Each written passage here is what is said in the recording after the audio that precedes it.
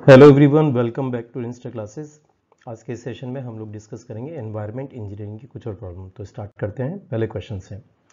ये क्वेश्चन मैंने आपको लास्ट वीडियो में दिया था, ठीक है। This was the question of the day.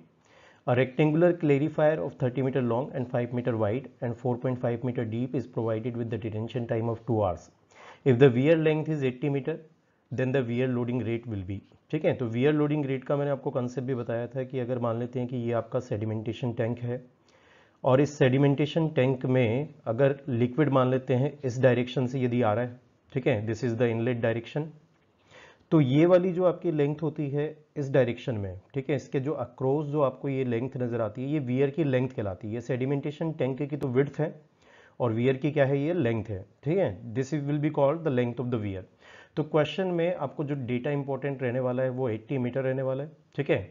और वियर लोडिंग रेट का क्या कंसेप्ट है ये मैंने आपको लास्ट सेशन में दिया था कि डिस्चार्ज को यदि आप वियर की लेंथ या फिर टैंक की विड्थ, ठीक है, दोनों एक ही बात है, अगर इससे आप डिवाइड कर दोगे तो आपको क्या मिल जाएगा, आपको मिल जाएगा द वियर लोडिंग रेट। तो इस क्वेश्चन के अंदर आपको डिस्चार्ज डायरेक्टली तो मेंशन नहीं है, ठीक है। तो डिस्चार्ज यदि डायरेक्टली मेंशन नहीं है तो आप क्या कर सकते हैं, डिस्चार्ज निकाल सकते हैं। किस तरीके से, डिटेंशन टाइम का आपको यहां पर डेटा दिया गया है। तो हम जानते हैं कि डिटेंशन टाइम जो होता है वो कैसे निकाला जा सकता है, वॉल्यूम डिवाइडेड बाय डिस्चार्ज करके। तो वॉल्यूम को आप लिख सकते हैं, this will be LBH divided by discharge, और Q बाई बी को अगर आप उधर ले जाएं तो Q बाई बी की जो वैल्यू होगी वो कितना हो जाएगा, that will be equals to L into H divided by the detention time. तो आप ऐसे भी सॉल्व कर सकते हैं या फिर आप लोग निकाल सकते हैं कि वहां पर वॉल्यूम कितना है, ठीक है। वॉल्यूम तो आपको क्वेश्चन के अंदर LBS डायमेंशंस दे रखी है, वहां से निकल जाएगा। डिस्चार्ज आप डिटेंशन टाइम की जो इक्वेशन है उससे यूज करके निकाल सकते हैं और यहां से आप वियर लोडिंग रेट निकाल सकते हैं, ठीक है। तो देखते हैं क्वेश्चन के अंदर जो आंसर आ रहा है वो आ रहा है 101.375। कुछ बच्चों ने कमेंट भी किया था करेक्टली, ठीक है। तो this was the correct answer. Question के अंदर जो LBS दिया गया था वो वॉल्यूम ऑफ द टैंक आपको दे देगा। वॉल्यूम ऑफ टैंक और डिटेंशन टाइम की डेफिनेशन यदि आप लगा दोगे तो आपको डिस्चार्ज मिल जाएगा। यूनिट्स का ध्यान रखो, ठीक है। यूनिट्स जो आपको दिया गया था डिटेंशन टाइम का वो 2 घंटे दिया गया था। तो अगर आप डेज में कन्वर्ट करते हो, ठीक है, यानी कि आप डिस्चार्ज निकालना चाहते हो मीटर क्यूब पर डे में, तो आपने इसको डेज में कन्वर्ट करवाया। टोटल वियर लेंथ, ठीक है, यानी कि जो विड्थ ऑफ द टैंक है वो 80 मीटर गिवन था, तो discharge divided by length of the weir कर देंगे तो आपको रिजल्ट मिल रहा है metre cube per day per metre के अंदर, दैट इज 101.375, ठीक है। तो this was the answer. Next question पर चलते हैं। क्वेश्चन में बोला गया है, for the sample of water the ionic composition is as shown below. The carbonate and the non carbonate hardness in milligram per litre of calcium carbonate will be. ठीक है, तो कैल्शियम कार्बोनेट के respect में आपको बताना है कि what will be the carbonate and the non carbonate hardness. तो क्वेश्चन के अंदर यहां पर ये हो सकता है विजिबल ना हो, तो मैं यहां पर लाइंस मार्क कर देता हूं कि बेसिकली आपको डेटा देने का तरीका ये भी हो सकता है। तो इस डेटा का मतलब क्या है कि कैल्शियम 2+ की जो कॉन्सेंट्रेशन है वो 0 से 4.25 मिली इक्विवेलेंट्स के अंदर आपको गिवन है, ठीक है। All these values are given in milliequivalents. तो कैल्शियम 2+ कितना है, 4.25 मिली इक्विवेलेंट्स। अगर आपको सिर्फ मैग्नीशियम 2+ का आपको बताना है कि अमाउंट कितना है, तो 5.75 से 4.25 माइनस करने से आपको मिलेगा, ठीक है। तो 5.75 माइनस 4.25 तो दैट मीन्स 1.5, ये नंबर ऑफ मिली इक्विवेलेंट्स है। अगर आपको टोटल हार्डनेस निकालनी है तो टोटल हार्डनेस कैल्शियम के कारण आती है, मैग्नीशियम के कारण आती है, तो total number of milliequivalents आपके 5.75 है, तो 5.75 नंबर ऑफ मिली इक्विवेलेंट्स किसके भी हो जाएंगे, कैल्शियम कार्बोनेट के हो जाएंगे। कैल्शियम कार्बोनेट के अगर मिली इक्विवेलेंट्स इतने हैं तो अगर आप 50 से इसको मल्टीप्लाई कर दोगे जो कि कैल्शियम कार्बोनेट का इक्विवेलेंट वेट होता है, तो यहां से आपको टोटल हार्डनेस मिल जाएगी, ठीक है। वो इन terms of milligram per litre of calcium carbonate होगी। इसी तरीके से HCO3 माइनस के कारण एल्केनिटी आती है। एल्केनिटी के कारण मैंने आपको बताए थे लास्ट वीडियो के अंदर कि वो HCO3 माइनस के कारण आती है, जो कि बाइकार्बोनेट एल्केनिटी कहलाती है। OH माइनस के कारण आती है, वो कास्टिक एल्केनिटी कहलाती है। और CO3 2 माइनस के कारण जो आती है वो कार्बोनेट एल्केनिटी कहलाती है, ठीक है। तो यहां पर भी 2.5 मल्टीप्लाइड बाय आप अगर आप 50 कर दोगे तो आपको एल्केनिटी का अमाउंट मिल जाएगा, ठीक है।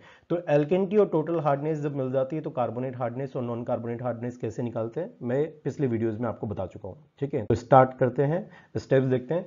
Carbonate hardness as per the given data, ठीक है, यानी कि जो आपकी यहां पर दी गई है एल्केनिटी जो दी गई है वो आपके पास में 2.5 इंटू 10⁻³ वो मिली इक्विवेलेंट्स में दिया गया था, तो 10⁻³ का फैक्टर लगाया, ग्राम इक्विवेलेंट्स में ये कन्वर्ट हो गया। तो this is equal to 125 milligram per litre of calcium carbonate. ये बेसिकली जो है ये जो आपने निकाला है ये आपने एल्केनिटी निकाला है, ठीक है। तो यदि आप टोटल हार्डनेस निकालते हैं तो टोटल हार्डनेस आपको जो डेटा दिया गया था कि Ca2+ और Mg2+ की जो total number of mill equivalents है वो 5.75 है, मल्टीप्लाइड बाय 50 किया तो आपको ये मिला, this is equal to 287.5 milligram per litre of calcium carbonate. यदि आप इसको देखें तो टोटल हार्डनेस और जो एल्केनिटी का अमाउंट निकाला था आपने वो था आपके पास में 125। इन दोनों में से मिनिमम कौन है? 125। तो एल्केनिटी जो होगी वो 125 कार्बोनेट हार्डनेस के बराबर हो जाएगा, और नॉन कार्बोनेट हार्डनेस निकालना है तो टोटल में से आपने एल्केनिटी को माइनस कर दिया, यानी कि कार्बोनेट हार्डनेस को माइनस कर दिया, और आपके पास में नॉन कार्बोनेट हार्डनेस आ गया, ठीक है। तो ये कंसेप्ट ऑलरेडी हम पिछले वीडियोज में देख भी चुके थे। नेक्स्ट क्वेश्चन पर चलते हैं। The result of the analysis for the confirmed test are given below for the condition of positive result 410। तो आपको जो सीरीज बन रही है पॉजिटिव रिजल्ट की वो 410 यहां पर बन रही है। MPN of the sample is test tube result दिए गए हैं for the dilution of 10 ml, 1 ml and 0.1 ml। तो ऐसे क्वेश्चन में जहां पर आपको MPN की करस्पॉन्डिंग टेबल दी जाती है तो वहां पर आपको टेबल में आपका जो पॉजिटिव रिजल्ट का सीरीज है वो ढूंढना होता है। तो यहां पर इस पूरे डेटा में अगर आप 410 की सीरीज ढूंढोगे तो आपको यहां पर नजर आ रहा है दिस 4, 1 एंड 0। कंटिन्यूअस ऑर्डर में आप इसको देखें तो 410 की सीरीज जो आपको मिल रही है वो आपको मिल रही है, और इसके कॉरस्पॉन्डिंग जो यहाँ पर आपको MPN दिया गया है वो 94 है।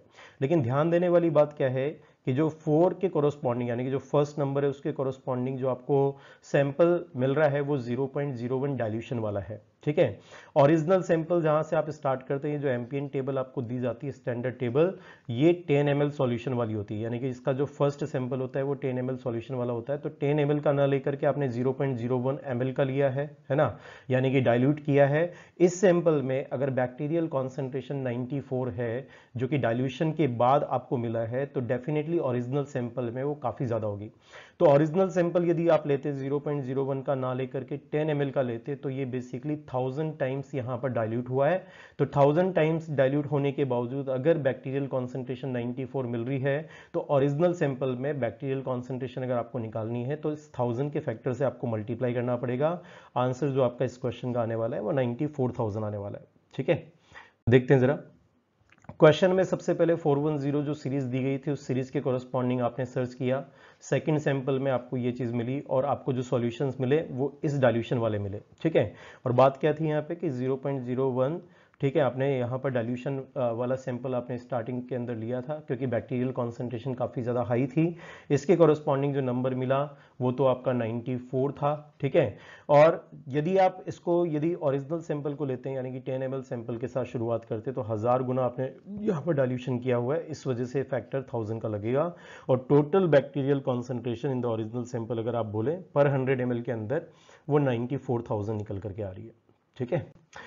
नेक्स्ट क्वेश्चन पर चलते हैं।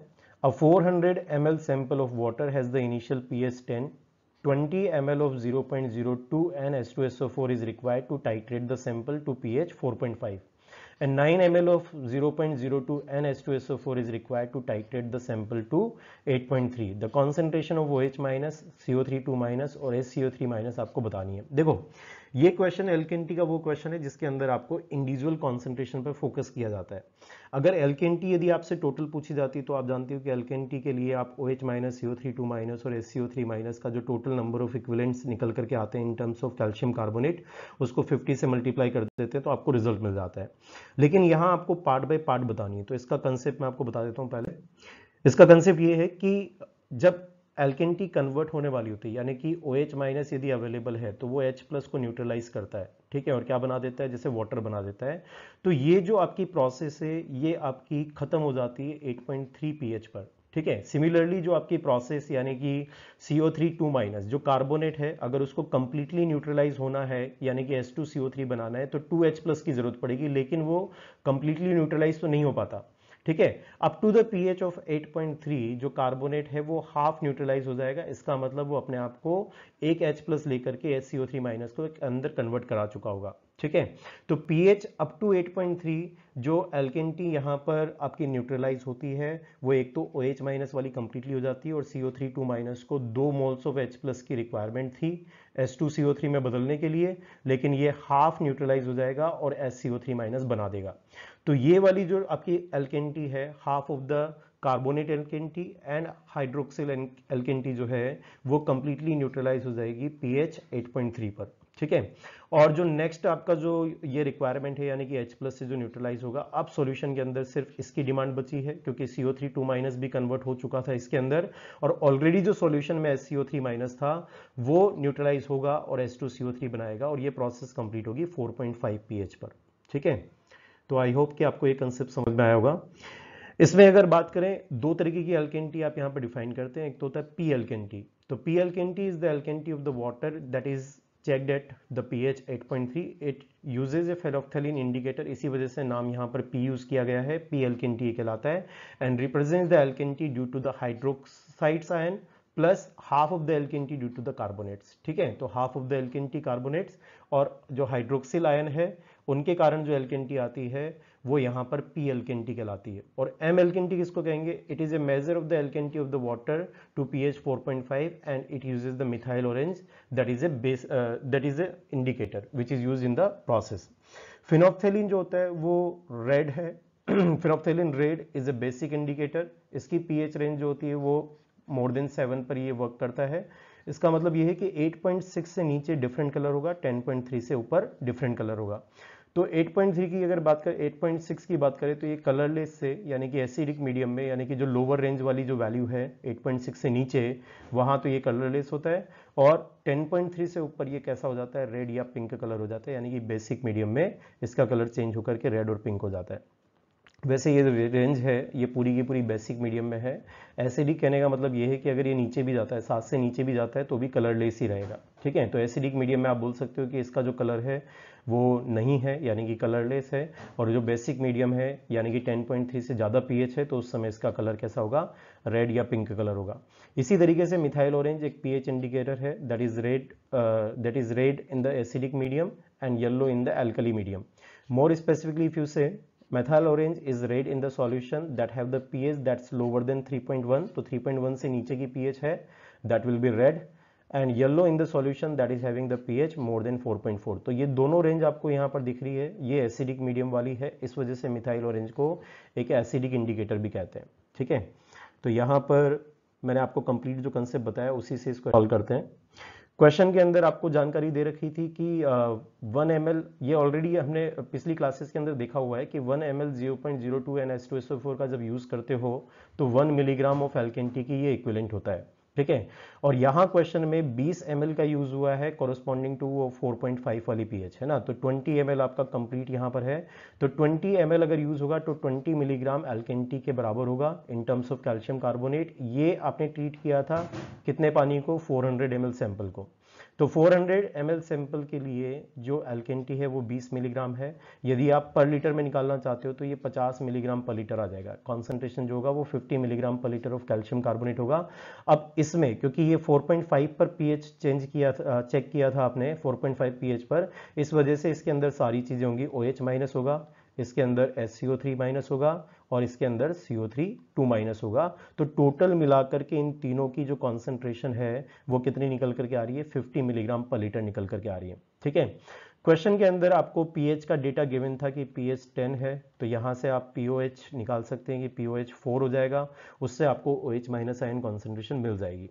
ठीक है। तो देखते हैं OH माइनस आयन कॉन्सेंट्रेशन यदि आप निकालोगे इस इक्वेशन से तो 10⁻⁻⁴ मोल्स पर लीटर के बराबर आ रही है। मैंने आपको पहले भी बोला था कि जो ये डेफिनेशन होती है pH minus log of H plus ion concentration, इसमें आपको ये ध्यान रखना चाहिए कि ये बेसिकली मोल्स पर लीटर के अंदर पुट किया जाता है। ठीक है। या फिर आप कैलकुलेट करोगे तो ये मोल्स पर लीटर में मिलेगा, लेकिन नंबर ऑफ मोल्स और नंबर ऑफ इक्विवेलेंट्स बराबर हो जाएंगे क्योंकि यहाँ पर वैलेंसी 1 चल रही है। OH के ऊपर जो चार्ज है वो 1 चार्ज है, तो नंबर ऑफ मोल्स और नंबर ऑफ इक्विवेलेंट्स बराबर हो जाएंगे।